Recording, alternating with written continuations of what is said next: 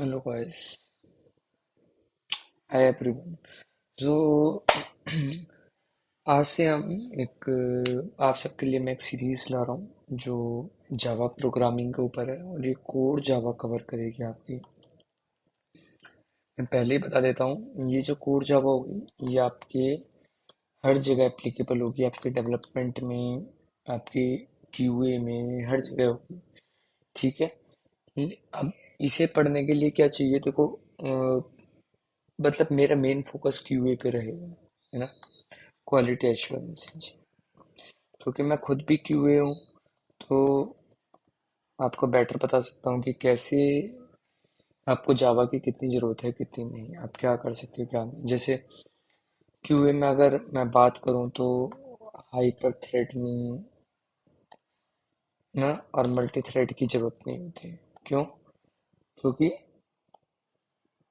ये काम हमारा टेस्ट एनजी बाई डिफॉल्ट कर देता है, टेस्ट एनजी फ्रेमवर्क, है ना। तो ये जो मैं आपके लिए लेकर आ रहा हूँ सीरीज, ये सीरीज पूरी रहेगी जितनी भी है, मतलब इसमें सब चीज कवर करी जाएगी। तो सबसे पहले हम कोर जावा कवर करेंगे, फिर उसके बाद अपना हम टेस्ट एनजी कवर करेंगे, फिर उसके बाद पूरा सिलेनियम वेब ड्राइवर। ओके, और ये छोटी मोटी चीज तो होती रहेगी, जैसे मेविन हो गई, जेनकिंस हो गया, है ना, जो मतलब एड ऑन है, जिनके बिना काम नहीं चल सकता। फिर अगर टाइम मिला तो कुकुम्बर भी कर देंगे, और रेस्ट एश्योर्ड भी कर सकते हैं अगर टाइम मिलता है मुझे। कोशिश करूँगा कि डेली रिकॉर्डिंग प्रोवाइड करवा पाऊँ आपको। अगर मुझे ना रात के टाइम मिलता है यार, तो देखता हूँ, अगर मुझे टाइम मिलेगा तो मैं कोशिश करूँगा कि जैसे, मतलब ये आपके रिस्पॉन्स के ऊपर डिपेंड करता है। अगर में इंटरेस्टेड हो, पढ़ना चाहते हो, सारी चीज़ कवर करना चाहते हो, है ना, तो वो, अगर आपका रिस्पॉन्स अच्छा आता है तो मैं फिर ये सारी सीरीज कवर कर दूंगा। अब अच्छा, कि ऐसे तो अब मेरे से ही क्यों पढ़े, या और भी बंदे हैं उनसे ही पढ़ सकते हो। तो मेरी क्रेडिबिलिटी क्या है? मैं पहले से सीनियर क्यूए हूँ एक कंपनी में, वो कॉन्फिडेंशियल है, वो नहीं बता सकता। दूसरा क्या है कि मैं ना पहले इंस्टीट्यूट में ऑटोमेशन ही पढ़ाता था, लेकिन वहाँ पर सारे नॉन टेक्निकल बंदे होते थे, ज़्यादातर मोस्टली 95% बच्चे जो आते थे मेरे पास, वो सारे नॉन टेक्निकल आते थे। ठीक है। जैसे कि बीए वाले, बीबीए वाले, बी कॉम वाले, इस तरीके से आते थे। या बीटेक वाले आ रहे हैं, बीटेक वाले जो टेक्निकल के आते थे वो कैसे आते थे, वो ऐसे आते थे जैसे सिविल वाले, मैकेनिकल वाले, ये सब आते थे। आईटी के बंदे बहुत कम आते थे, एक दो बंदे आते थे पढ़ने के लिए बस। सारे नॉन टेक्निकल पे थे, जो सोचते हैं कि आईटी में ज़्यादा पैसा है, तो ये सोचते हैं जंप मारने की। अब मेरा काम तो कम पढ़ाना है, देखो मैं तो टीचर हूँ तो इसलिए मैं पढ़ाता था।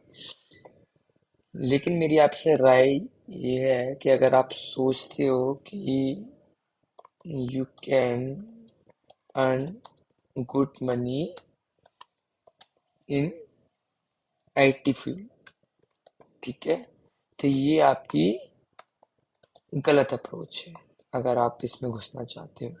ठीक है। राइट अप्रोच क्या है? पैशन होना चाहिए। ठीक है।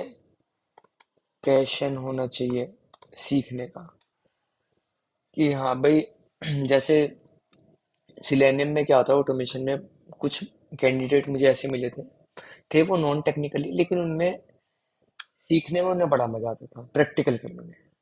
अपने आप नई नई साइट लेते थे, और कुछ भी, मतलब जैसे जीएसएम एरीना ले ली या और कोई साइट ले ली, इसको ऑटोमेट करने करते थे एंड टू एंड, कि ये नहीं हो रहा सर, ये चैलेंज मिल रहा है, ये मिल रहा है, तो वो कैंडिडेट बहुत अच्छे, सबकी जॉब लगी है उनकी, जो मतलब जिसने मेहनत करी वो अपना जॉब कर रहा है अच्छा।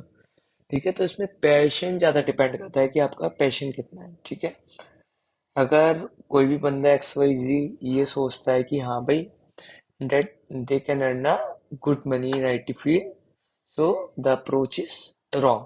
Okay, आप कैसे भी करके घुस तो जाओगे पर अंदर जाकर हालत खराब हो जाएगी, है ना।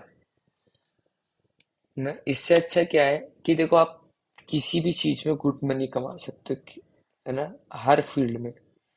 ये आपके स्किल के ऊपर डिपेंड करता है, चाहे सेल्स हो, मार्केटिंग हो, इंजीनियरिंग हो, ठीक है, एनीथिंग, आर्ट हो, है ना। हमारी कंपनी में जो यूआई यूएक्स डिजाइनर होते हैं उन्हें कोई कोडिंग थोड़ी आती है, उनका पैशन था आर्ट का, डिजाइन का, फिग्मा डिजाइन करते हैं और तगड़े तगड़े पैकेज है सबके, है ना।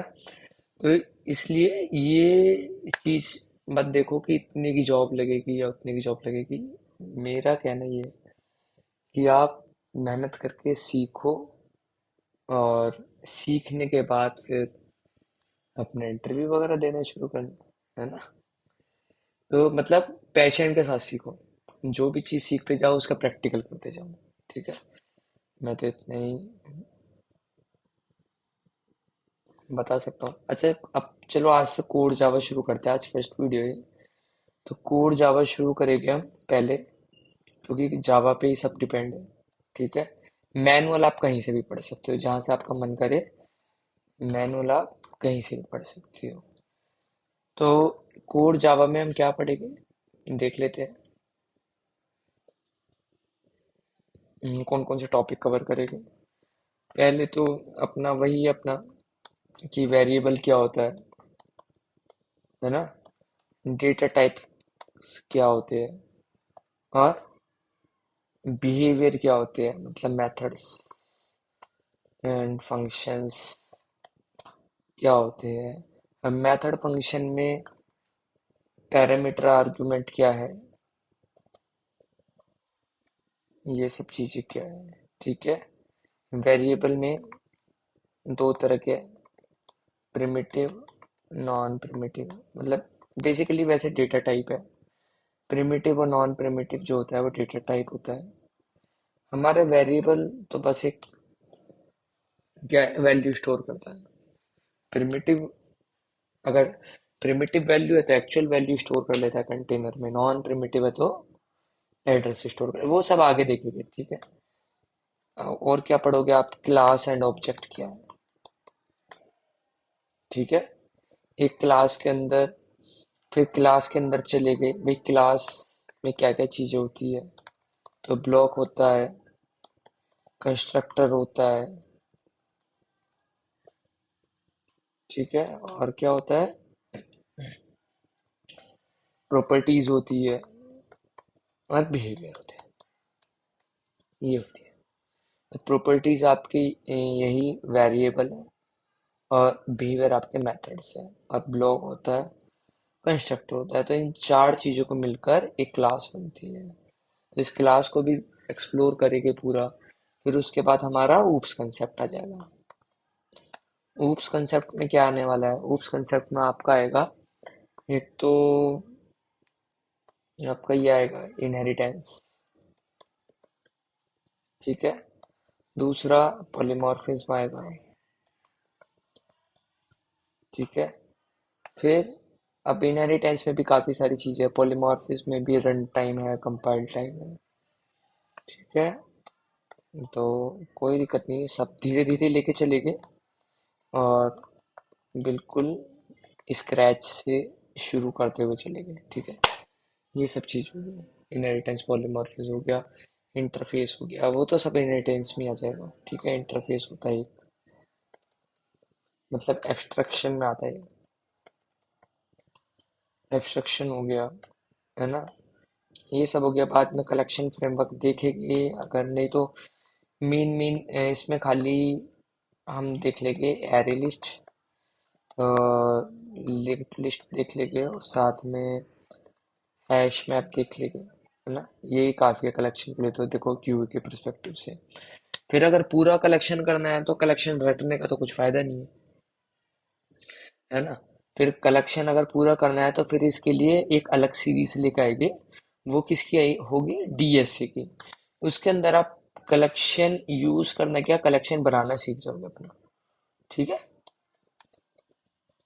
कलेक्शन आप अपना बनाना सीख जाओगे पूरा, कि हम अपना कस्टम कलेक्शन कैसे बना पाए अलग, जो पहले से है, मतलब जो पहले से प्रोवाइड कर रखा है जावा ने।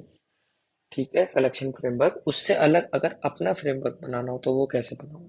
ठीक है, तो वो भी पूरा उसके लिए ये अलग सीरीज होगी। ठीक है, अलग सेपरेट सीरीज होगी, ये काफी बड़ी हो जाएगी। ये बाद में करेंगे। ठीक है, पहले कोर जावा वगैरह कवर करके टेस्ट एनजी सिलेनियम ये सब कवर करेंगे। ठीक है, और कोई वो भी है क्या, मैं भूलता हूँ, क्या पता कुछ और हो। हाँ, एक चलो स्ट्रीम देख लेंगे, स्ट्रीम भी बहुत अच्छा है, स्ट्रीम एपीआई देख लेंगे। और क्या देखोगे आप, मैं समझता हूँ कि ये देखना पड़ेगा। हाँ, एक्सेप्शन हैंडलिंग भी देख लेना, एक्सेप्शन हैंडलिंग भी आपका कवर हो जाएगा इसमें।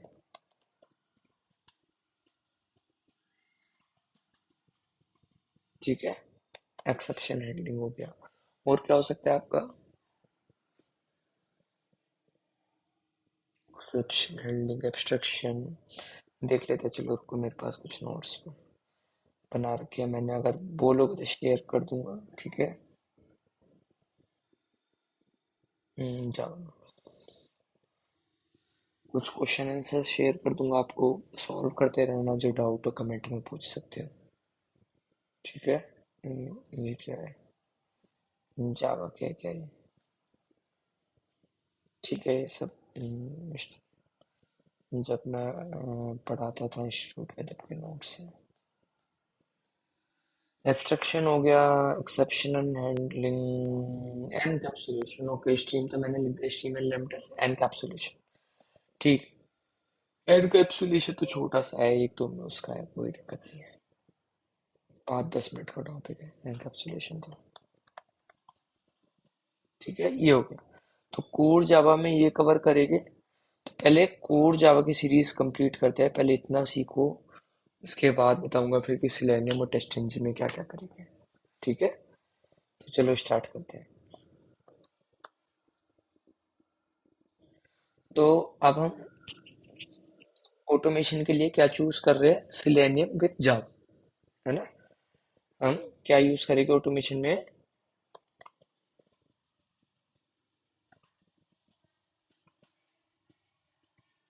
Selenium plus core Java.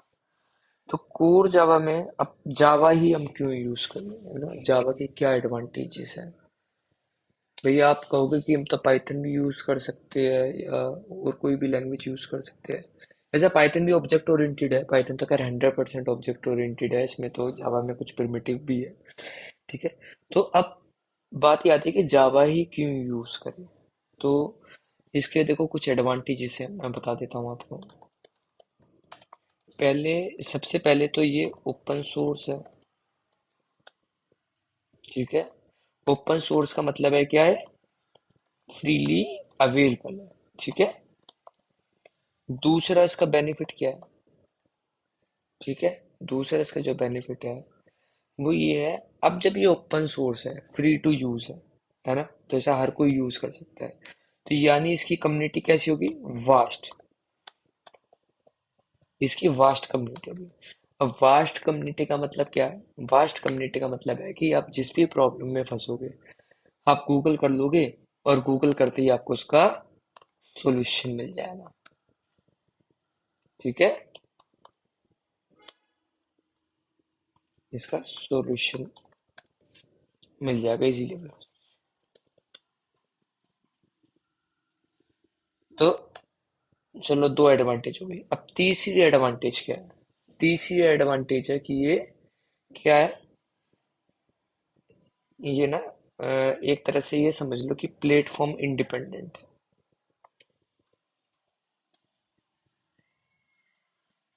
मतलब ये आपके एंड्रॉयड में भी चल सकती है, फोन में।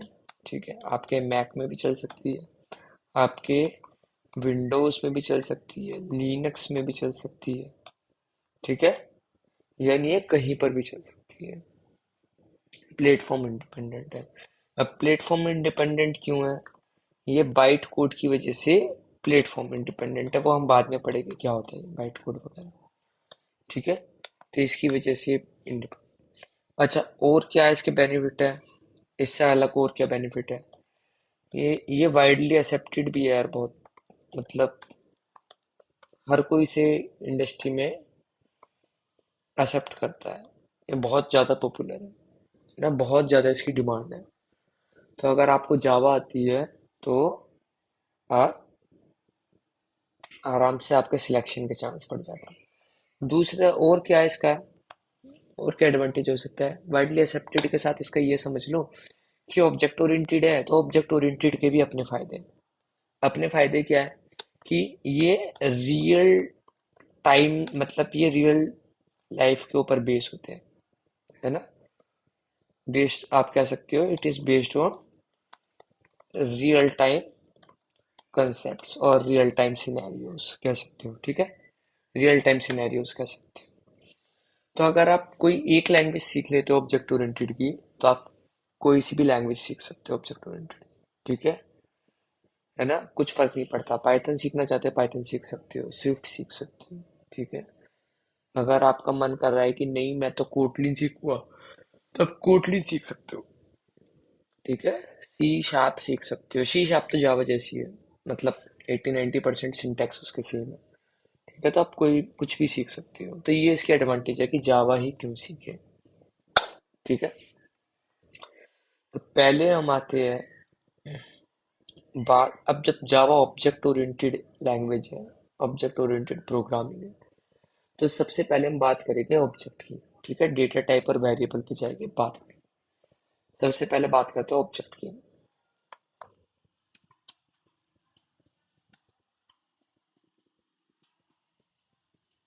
ठीक है। ऑब्जेक्ट ओरिएंटेड, तो जब ऑब्जेक्ट ओरिएंटेड लैंग्वेज है तो सबसे पहले बात किसकी होनी चाहिए? ऑब्जेक्ट की। तब ऑब्जेक्ट क्या है, ठीक है। तो ऑब्जेक्ट क्या है, रिकॉर्डिंग हो रही है क्या या नहीं हो रही?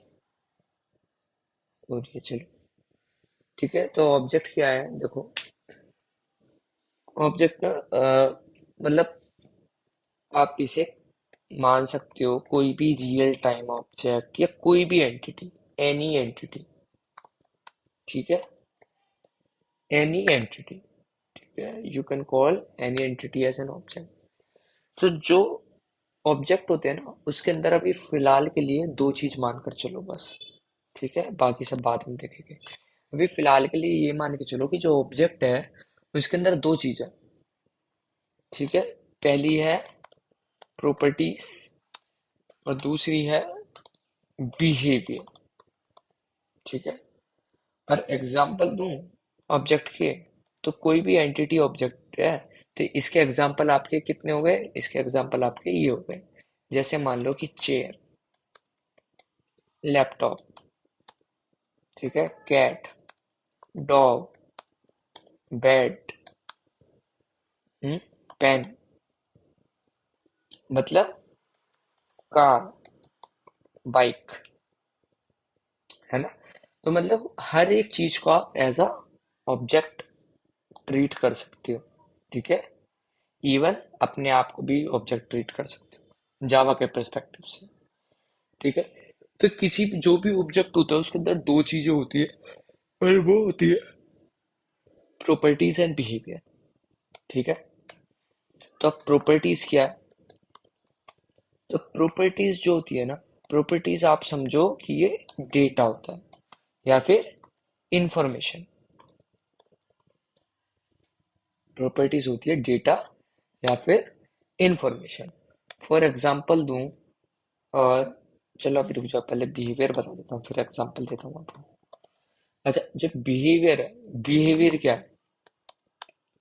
बिहेवियर है एक्शन, जो भी आप क्रिया कर रहे हो, है ना, मतलब जो भी आपके एक्शंस है, मतलब कुछ भी काम करते हो, तो ये बिहेवियर हो गए। तो एक्शन में क्या आ गए? आपके मेथड आ गए, डेटा इंफॉर्मेशन में आपके डेटा टाइप्स आ गए, ठीक है। अब एग्जाम्पल देखते हैं, अब कोई भी एक एग्जाम्पल लेता हूँ, मैंने लैपटॉप का एग्जांपल लिया, ठीक है। तो लैपटॉप की प्रॉपर्टीज क्या हो गई, जो इसका डेटा इंफॉर्मेशन है, ठीक है। तो इसकी डेटा क्या हो गया कि इसका स्क्रीन साइज कितना है, हम्म मतलब डायमेंशन कितना है, इसका कलर कौन सा है, ठीक है, कलर कौन सा है, और इसका नेम क्या है, मॉडल नेम क्या है, ठीक है, ब्रांड नेम क्या है, ठीक है। तो ये सब क्या हो गया, इसके प्रॉपर्टीज हो गई, मतलब डेटा या इंफॉर्मेशन हो गई। तो फॉर एग्जांपल इसका ये भी कह सकती हो कि प्रोसेसर का मॉडल नंबर क्या है, कुछ भी, ठीक है। और बिहेवियर क्या है, बिहेवियर है एक्शन, यानी क्या क्या काम करता है। तो फॉर एग्जांपल क्या करता है, अपनी बैटरी चार्ज करता है, और क्या करता है, बूट अप होता है, शट डाउन होता है। बैटरी चार्ज करता है, बूट अप होता है, शट डाउन होता है, प्ले म्यूजिक करता है, म्यूजिक भी प्ले करता है, ठीक है, स्ट्रीमिंग भी करता है। तो ये सब क्या हो गए, इसके बिहेवियर मतलब एक्शन हो गए, ठीक है। और ये सब क्या हो गया, इसके प्रॉपर्टीज हो गई। एक एग्जांपल और ले ले, क्लियर हो जाएगा थोड़ा, ठीक है। मान लो डॉग का एग्जांपल ले लेता हूँ। तो अब डॉग का एग्जांपल में क्या है, प्रॉपर्टीज डॉग की क्या है, कि डॉग का क्या कलर है, डॉग का क्या नेम है, डॉग की क्या एज है, हम्म आई कलर क्या है इसका, एज हो गई, नंबर ऑफ लैक्स क्या कितने हैं, जो भी है, मतलब ये इसका डेट। अब इसके बिहेवियर क्या हो गए, इसके बिहेवियर ये हो गए, क्या करता है, रनिंग करता है, खाता है, सोता है, काटता भी है, चलो, है ना, जंप करता है। तो ये सब क्या होगा, इसके बिहेवियर, है ना। तो ये सब आपके किस में बिहेवियर डिफाइन हो गए, मेथड के अंदर। और ये सब जो डेटा है, ये प्रॉपर्टीज, ये आपके डिफाइन हो गए एज अ डेटा टाइप और वेरिएबल, ठीक है। ये आपके डेटा टाइप, ठीक है। अब ऑब्जेक्ट की तो बात हो गई क्लियर, चलो, है ना। तो अब क्लास का देखते हैं, हम्म चलो क्लास बाद में देखते हैं, पहले ऑब्जेक्ट देखना था, बस ऑब्जेक्ट हमने देख लिया, ठीक है, ऑब्जेक्ट हमने देख लिया। अब ऑब्जेक्ट के बाद जो हम करते हैं, ऑब्जेक्ट के बाद हम क्या करते हैं, डेटा टाइप पे आते हैं। अब पहले इन दोनों को एक्सप्लोर करते हैं, डेटा टाइप को और मेथड को, या पहले डेटा टाइप करते हैं फिर क्लास पे आएगी फिर मेथड आएगी, ये सही रहेगा, ठीक है। तो पहले डेटा टाइप देखते हैं, चलो। तो डेटा कितने तरीके के होते हैं, डेटा टाइप कितने तरीके के होते हैं, तो दो तरीके के होते हैं, प्रिमिटिव और नॉन। यार फिर नॉन प्रिमिटिव में क्लास भी आ जाएगा आपका, पहले क्लास देखो आप, ठीक है। चलिए ये तो आपका बेसिक ही हो गया ना, ऑब्जेक्ट, ये ऑब्जेक्ट कैसा होता है, ठीक है। अभी कुछ बेसिक और बताता हूँ आपको, उसके बाद फिर क्लास पे मूव हो गया, तभी आपको थोड़ा क्लियर होगा, है ना, समझने में मदद मिलेगी। तो ये तो हमारा क्लियर हो गया कि हमने क्या क्या पढ़ा, हमने पढ़ा कि जावा के एडवांटेजेस क्या है ना। अब एडवांटेजेस के बाद जब जावा ऑब्जेक्ट ओरिएंटेड प्रोग्रामिंग है, तो ऑब्जेक्ट का मतलब क्या है, हमने ऑब्जेक्ट का मतलब समझ लिया कि भाई ऑब्जेक्ट कोई भी एंटिटी हो सकती है, किसी भी ऑब्जेक्ट के अंदर प्रॉपर्टीज होगी या बिहेवियर होगी। प्रॉपर्टीज का मतलब है डेटा या इंफॉर्मेशन, और बिहेवियर का मतलब है एक्शन, ठीक है, इतनी सी बात। ये इसके एग्जाम्पल है ना, ये इसके डेटा टाइप हो गई, ये मेथड हो गए, ये हो गए इसके बिहेवियर, और ये हो गए इसके क्या, प्रॉपर्टीज, ठीक है। अब आ जाते हैं हम उस पे क्लास पे। तो क्लास पे समझने से पहले हम एक कंसेप्ट समझते हैं बाइट कोड का, ठीक है। तो हमने जावा में एक एडवांटेज पढ़ी थी, वो क्या, कि जो जावा का कोड होता है ना, वो प्लेटफॉर्म इंडिपेंडेंट होता है, ठीक है, प्लेटफॉर्म इंडिपेंडेंट होता है।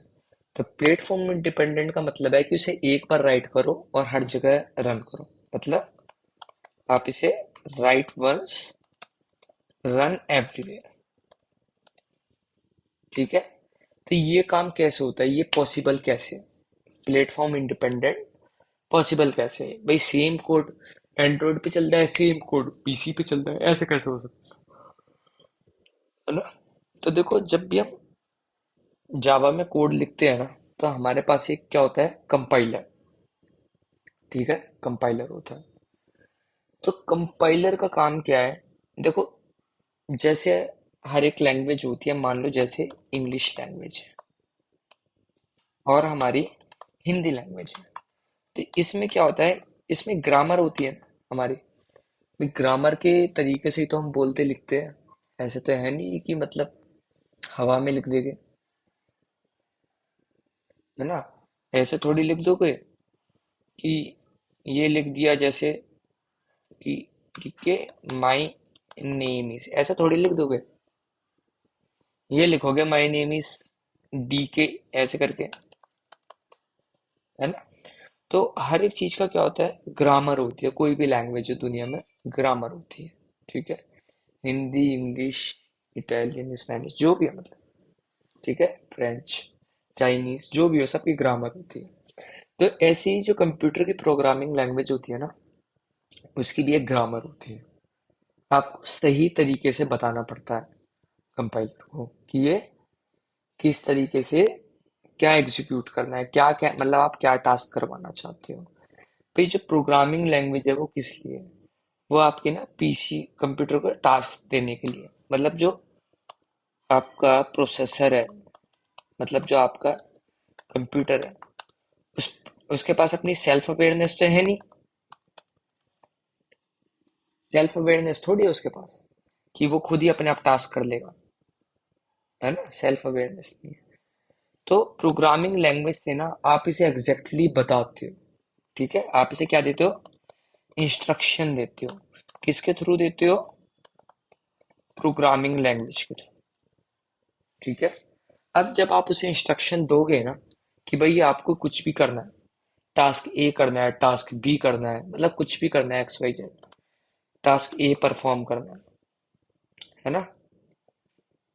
मान लो आपको बताना है प्रोसेसर को कि आपको ना परफॉर्म टास्क ए, ये इंस्ट्रक्शन आपने ऐसे दी कि टास्क ए परफॉर्म करो।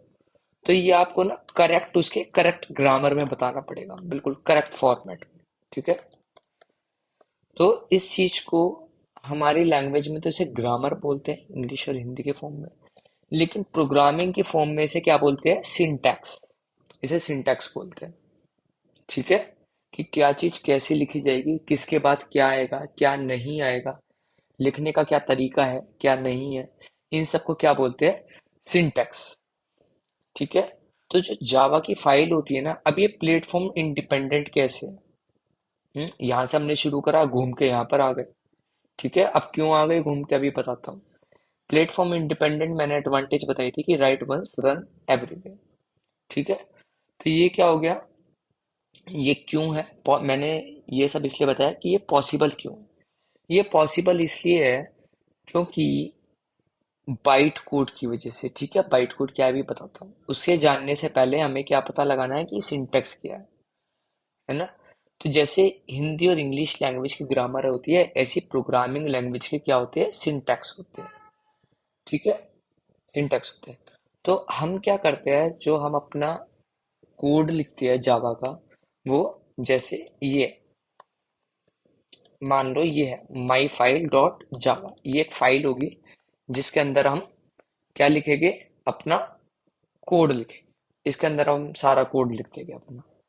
तो यानी इस फाइल के अंदर क्या होगा, आपका सोर्स कोड होगा। क्या होगा, सोर्स कोड। और ये सोर्स कोड कैसा होगा, ह्यूमन रीडेबल होगा। ठीक है, ये सोर्स का कोड कैसा है, ह्यूमन रीडेबल, क्योंकि आपने लिखा है, आप रीड कर पा रहे हो, तभी तो आपने लिखा है। तो ये कोड जब आप लिख लेते हो और आप इसे आगे क्या करते हो, प्रोसेस करते हो। तो प्रोसेस करने के बाद ये कोड किसके पास जाता है, ये कंपाइलर के पास जाता है। ठीक है, ये कोड किसके पास जाता है? कंपाइलर के पास जाता है। अब कंपाइलर का क्या काम है? कंपाइलर क्या करता है, ये आपके सिंटैक्स को चेक करता है। ठीक है, ये आपके सिंटैक्स को चेक करता है। यानी आप कह सकते हो कि आपके ने जो उसे इंस्ट्रक्शन दी है प्रोसेसर को, है ना, जो भी मतलब कंप्यूटर को इंस्ट्रक्शन दी है टास्क करने के लिए, तो ये आपके ग्रामर को चेक करता है, लैंग्वेज की सिंटैक्स को चेक करता है। अगर इसे कुछ भी एरर मिलता है तो ये आपको कंपाइल टाइम एरर दे देता है ना, ये आपको आगे नहीं बढ़ने देगा। एक रेड कलर की मार्किंग कर देगा और आपसे कहेगा कि पहले इसे सही करो। पहले ये जो आपने सिंटैक्स में गड़बड़ कर रखी है ना, इस सिंटैक्स को पहले ठीक करो, इसके बाद ही आप आगे बढ़ सकते हो। ठीक है, उसके बाद ही मैं आगे प्रोसेस करने दूंगा। तो कंपाइलर का ये काम है। एक बार ये कंपाइलर ने क्या करा, एक तरह से कंपाइलर जो है ना, कंपाइलर क्यूए है एक तरह से। कंपाइलर भी एक तरह से क्यूए, क्वालिटी एश्योरेंस क्या रोल मानो इसका। ये चेक करता है किसी ने बैड कोड तो नहीं लिख दिया, किसी ने सिंटेक्स तो गलत नहीं लिख दिया। अब क्या है, जब कंपाइलर इसे चेक कर लेगा कि हाँ भाई, चेक कर लिया, सब चीज ठीक है ना, सारे सिंटेक्स सही है, ग्रामर सही है, पूरा स्ट्रक्चर है, सब चीज ठीक लिखा है, तो ये इसे आगे प्रोसेस कर देगा। अब जब ये इसे प्रोसेस करेगा ना इस कोड को, तो ये कोड जो है वो कन्वर्ट हो जाएगा किसमें? बाइट कोड में। ये बाइट कोड में कन्वर्ट हो जाएगा। ठीक है, अब ये बाइट कोड क्या है? तो ये जो बाइट कोड होता है ना, ये ह्यूमन रीडेबल नहीं होता। ठीक है, ये क्या होता है? JVM readable. अब जेवीएम क्या है, अभी बताऊंगा जेवीएम क्या है। मतलब अभी फिलहाल के लिए समझ लो कि ये मशीन रीडेबल है, ये ह्यूमन रीडेबल नहीं है। तो ये क्या हो गया, बाइट कोड पे कन्वर्ट कर देगा हमारे कोड को प्रोसेस करके आगे। ठीक है, अब ये जो बाइट कोड होगा, ये जब फर्दर बाइट कोड में कन्वर्ट तो हो गया, अभी कन्वर्ट होने के बाद किसके पास जाएगा? जेवीएम के पास जाएगा। अब जेवीएम क्या है? जेवीएम है जावा वर्चुअल मशीन। ठीक है, तो ये जो जावा वर्चुअल मशीन है, ठीक है, अब ये क्या है, जो जावा वर्चुअल मशीन है, इसका काम क्या है? बताता हूँ आपको इसका काम क्या है। जावा वर्चुअल मशीन क्या करता है, आपके बाइट कोड को ये एग्जीक्यूट करता है, ये बाइट कोड को रीड कर सकता है ना।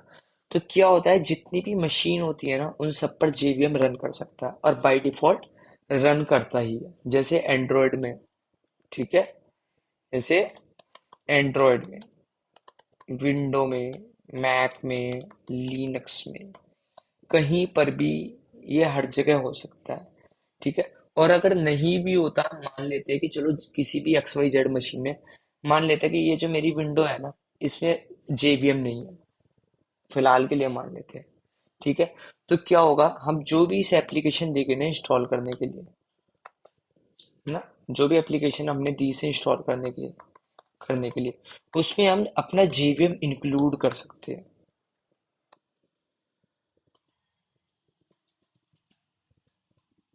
ठीक है, ठीक है, उसमें हम अपना जेवीएम इंक्लूड कर सकते हैं। फॉर एग्जाम्पल, जैसे आप गेम इंस्टॉल करते हो, भाई कोई भी आपने विंडो में गेम इंस्टॉल करा, तो वो करता है ना अपनी डिपेंडेंसी इंस्टॉल, डायरेक्ट एक्स करता है इंस्टॉल, कुछ ड्राइवर्स करता है इंस्टॉल, है ना, विजुअल सी प्लस प्लस करता है इंस्टॉल। तो ये क्या है, डिपेंडेंसी है ना, सारी डिपेंडेंसी है। ठीक है, तो जावा एप्लीकेशन की डिपेंडेंसी क्या है, कि उसे रन होने के लिए जेवीएम चाहिए, जावा वर्चुअल मशीन।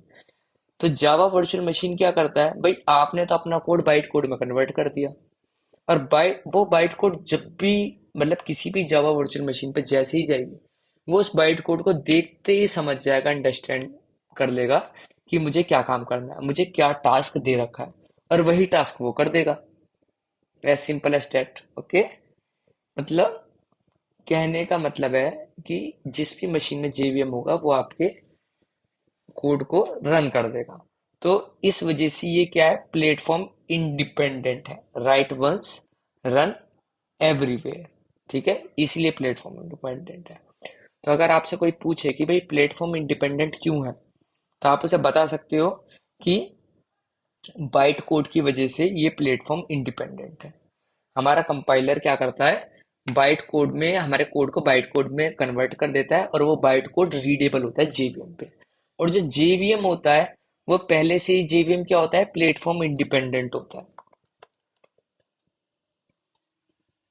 अब जब जेवीएम तो प्लेटफॉर्म इंडिपेंडेंट है ही पहले से, और जेवीएम हर मशीन में हो सकता है, और जेवीएम बाइट कोड आपका समझ लेगा। जब ये बाइट कोड आपका समझ लेगा, रन कर देगा, तो इसका मतलब क्या हो गया, आपका कोड भी प्लेटफॉर्म इंडिपेंडेंट हो गया। ठीक है, तो ये तो बात हो गई जेवीएम और बाइट कोड की कि हाँ भाई ये क्यों होता है। अच्छा, अब ये जो ये होती है ना, फाइल होती है माई फाइल जो डॉट जावा, जिसमें आप लिखते हो कोई भी अपना सोर्स कोड, ये क्या होती है, ये क्लास होती है, इसे क्लास बोलते हैं। ठीक है, ये क्लास होती है। पढ़ेंगे देखेंगे क्या होती है क्लास वगैरह सब, है ना। ऑब्जेक्ट समझ लिया तो क्लास भी समझ लेंगे। तो ये तो हो गया। चलो, ये तो मतलब आपका जेवीएम का इंट्रोडक्शन हो गया, बाइट कोड आपको पता लग गया क्या है। जेवीएम में एक वैसे दो चीज और होती है, बताने की तो जरूरत नहीं है। चलो समझ लो, डीप बताने की जरूरत नहीं है, ऊपर ऊपर से बता देता हूँ। मतलब ये है कि अगर कोई पूछता है तो आपको पता रहेगा। जेवीएम में दो कंपोनेंट होते हैं। ठीक है, इस कंपोनेंट के नाम रख लो और खुद गूगल करके पढ़ लेना। ठीक है, तो पहला कंपोनेंट क्या है, पहला कंपोनेंट है आपका क्लास लोडर। ठीक है, ये क्या करता है, सारी इंफॉर्मेशन लोड करता है। ठीक है, और दूसरा क्या है, दूसरा कंपोनेंट क्या है इसका, दूसरा कंपोनेंट है इसका क्लास लोडर के अलावा एग्जीक्यूशन इंजन। ये क्या काम करता है, ये इसका काम है प्रोसेसर को इंस्ट्रक्शन भेजना। ठीक है, तो जब बाइट कोड आता है तो जेवीएम के पास जाता है, पहले सारी इंफॉर्मेशन क्लास लोडर से लोड होती है, उसके बाद एग्जीक्यूशन इंजन क्या करता है, एक एक करके वो इंस्ट्रक्शन जो भी है बाइट कोड में, जो भी इंस्ट्रक्शन है, वो एक एक करके प्रोसेसर को भेजता है। ठीक है, ये हो गया जेवीएम का इतना काम है बस। होती तो काफी सारी चीजें है, लेयर होती है काफी सारी, लेकिन आपके मतलब का नहीं है मतलब। ठीक है, तो ये तो बात हो गई। कितनी देर की होगी क्लास, देख लेते हैं, देखना पड़ेगा। एक आ गया। टाइम वगैरह लिखा नहीं आ रहा, चलो कोई नहीं, एक काम करते हैं, डेटा टाइप देख लेते हैं, प्रिमिटिव डेटा टाइप देख लेते हैं, फिर आगे नेक्स्ट क्लास में देखेंगे। ठीक है, तो इतनी बात आपको पता लग गई है ना, बेसिक। अच्छा, क्लास भी देख लेते हैं, क्लास भी नहीं देखा ना आपने। तो आपको पता लग गया, क्या क्या पता लग गया, आपको पता लग गया बाइट कोड क्या है, आपको ये पता लग गया कि ऑब्जेक्ट क्या है। ठीक है, बाइट कोड क्या है, जावा प्लेटफॉर्म इंडिपेंडेंट क्यों है, यानी जेवीएम क्या है। ठीक है, और क्या पता लगा, बेसिक सिंटेक्स वगैरह पता लग गए, ऑब्जेक्ट के बारे में पता लग गया आपको कि प्रॉपर्टीज और बिहेवियर क्या होता है। ठीक है, और क्या है, अब आपको बताता हूँ कि क्लास क्या है। ठीक है, क्लास क्या है, तो देखो क्लास क्या है, क्लास एक ब्लूप्रिंट है, क्लास इज लाइक का ब्लूप्रिंट। ठीक है, क्लास क्या हो गई, एक ब्लूप्रिंट हो गई, किसके लिए, ऑब्जेक्ट का ब्लूप्रिंट हो गई है। ठीक है, ये ब्लूप्रिंट किसकी है, ऑब्जेक्ट के ब्लूप्रिंट है। तो अब क्लास और ऑब्जेक्ट में डिफरेंस क्या है ना। तो डिफरेंस देखो ऐसा है, क्लास इज अ, ओके,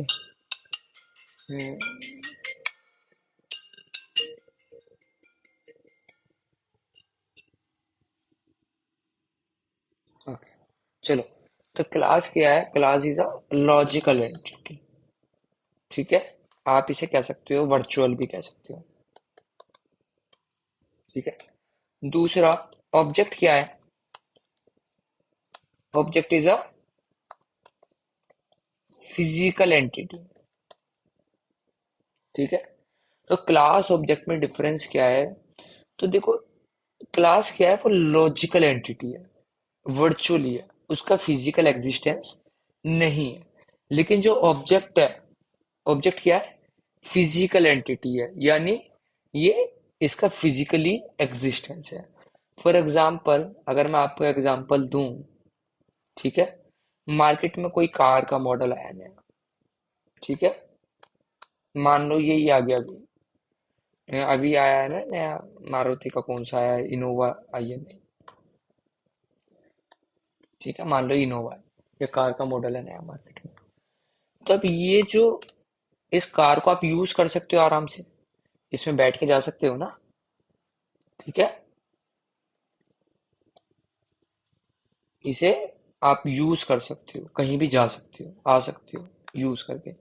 ये क्या कर रहा है, आपका स्पेस ऑक्यूपाई कर रहा है। आप उसे अपने घर में पार्क कर रहे हो तो भी स्पेस ऑक्यूपाई कर रहा है, घर के बाहर पार्क कर रहे हो, मतलब कहीं भी पार्क कर रहे हो, स्पेस तो वो ऑक्यूपाई कर रहा है ना। और आप उसे यूज भी कर रहे हो। और क्या है, अब ये सेम मॉडल रोड पे कितने सारे घूम रहे हैं, तो यानी ये मल्टीपल हो सकते हैं, है ना। कितने सारे मॉडल घूम रहे हैं, आपके पास भी वही मॉडल है, आपके फ्रेंड के पास भी वही मॉडल है ना। तो कितने सारे हैं, मल्टीपल है। अब आते हैं इसके ब्लूप्रिंट पे। इसी कार का अगर जो ब्लूप्रिंट होगा, तो वो कैसे होगा? वो स्पेस ऑक्यूपाई करेगा क्या? नहीं करेगा। स्पेस ऑक्यूपाई नहीं करेगा, क्योंकि ब्लूप्रिंट तो पेपर में आ सकता है, पेपर में भी नहीं आएगा तो वर्चुअली भी आ सकता है ना। मतलब प्रैक्टिकली वो कोई स्पेस ऑक्यूपाई नहीं कर रहा, उसे आप फोल्ड करके अपनी जेब में भी रख सकते हैं ब्लूप्रिंट को। दूसरा क्या है, आप ब्लूप्रिंट को यूज नहीं कर सकते। ठीक है, यू, आप ब्लूप्रिंट को ड्राइव करके कहीं जा सकते हो? नहीं जा सकते। ठीक है, आपसे यूज नहीं कर सकते। ठीक है, नॉट एबल टू यूज। और क्या है, ब्लूप्रिंट कैसा है, सिंगल होता है। भाई जो फाइनल ब्लूप्रिंट बनता है कार का, वो तो सिंगल ही तो बनता है। ऐसा थोड़ी है कि सेम मॉडल को अलग ब्लूप्रिंट से, एक प्लांट में अलग ब्लूप्रिंट से बन दिया है, दूसरे प्लांट में उसका अपडेटेड वर्जन है उससे बन दी है, ऐसा थोड़ी होता है। जब प्रोडक्ट बनना शुरू होता है तो एक ही तो ब्लूप्रिंट होता है पूरे ऑल ओवर वर्ल्ड, उसी से बनता है हर जगह प्रोजेक्ट, जो भी मतलब आपका प्रोडक्ट बनता है। ठीक है। तो क्या है कि जो ऑब्जेक्ट है ना, वो मल्टीपल हो सकते हैं, वो स्पेस ऑक्यूपाई करेगा और उन्हें आप यूज कर सकते हो। ठीक है। लेकिन जो क्लास होगी, जो ब्लूप्रिंट है, वो स्पेस ऑक्यूपाई नहीं करेगा, वो लॉजिकल एंटिटी है। ऑब्जेक्ट आपका फिजिकल एंटिटी है, ब्लूप्रिंट आपका लॉजिकल एंटिटी है। ये आपका सिंगल रहेगा। इस सिंगल ब्लूप्रिंट को यूज करके आप मल्टीपल ऑब्जेक्ट बना सकते हो। जैसे हम सिंगल ब्लूप्रिंट को यूज करके कंपनी वाले मल्टीपल कार्स बनाते हैं अपनी, ठीक है, ऐसे ही हम सिंगल ब्लूप्रिंट को यूज करके मल्टीपल ऑब्जेक्ट बना सकते हैं। ठीक है। तो ये आपका हो गया क्लास और ऑब्जेक्ट। अच्छा, बनाते कैसे है वो बाद में देखेंगे कैसे बनाते हैं, पहले खाली क्लास का मैं सिंटैक्स बता देता हूँ। तो ये अब जो क्लास है, इसका सिंटैक्स क्या है?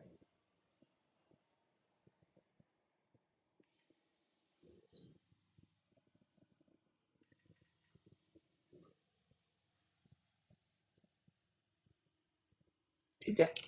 तो क्या है, कहाँ थे हम? हाँ, तो क्लास का क्या होगा, जैसे आपको कोई क्लास बनानी है तो आप बना सकते हो, ऐसे बना सकते हो। एक सेकंड रुकना जरा। हेलो। हाँ। हाँ। कौन? ये कैसे जाने?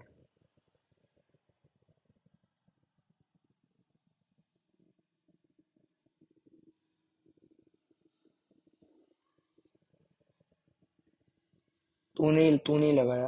रुक जा रुक जा, तूने लगाया। हाँ, रुक जा। नहीं, मैंने इंस्टा पे नहीं लगाया था। ठीक है, ठीक, ओके।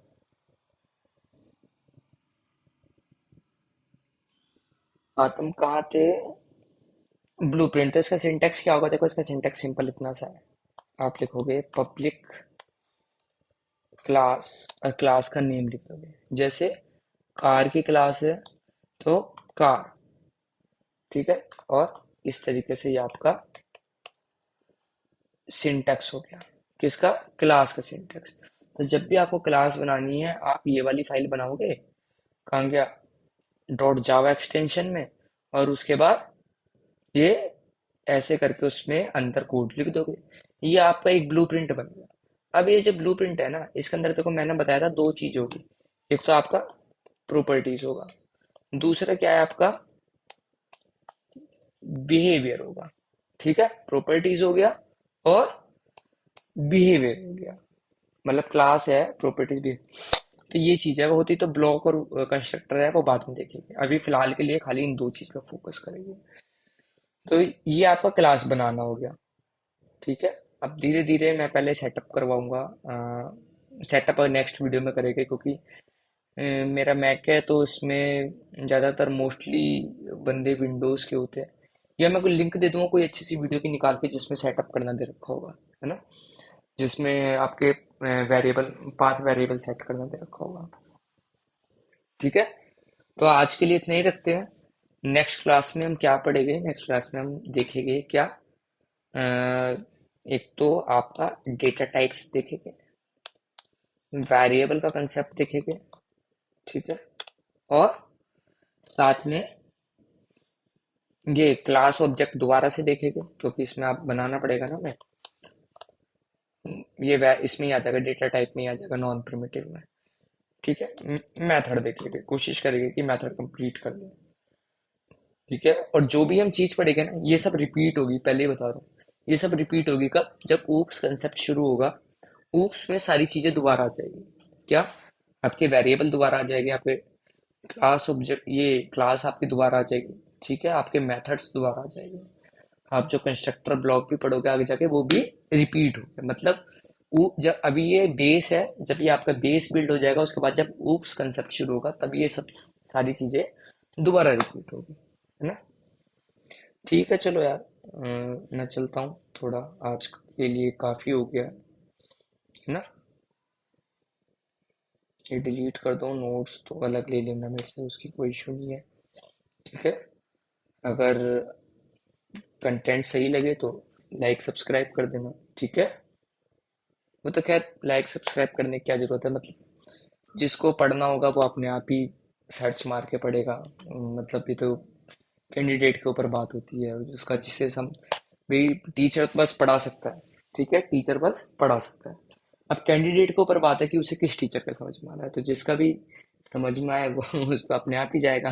हम उसे बाउंड थोड़ी कर सकते हैं। ठीक है, चलो यार, नेक्स्ट उसमें मिलते हैं। रिस्पॉन्स का मुझे वेट रहेगा, रिस्पॉन्स आप कर दो, दे दो। ठीक है, ओके।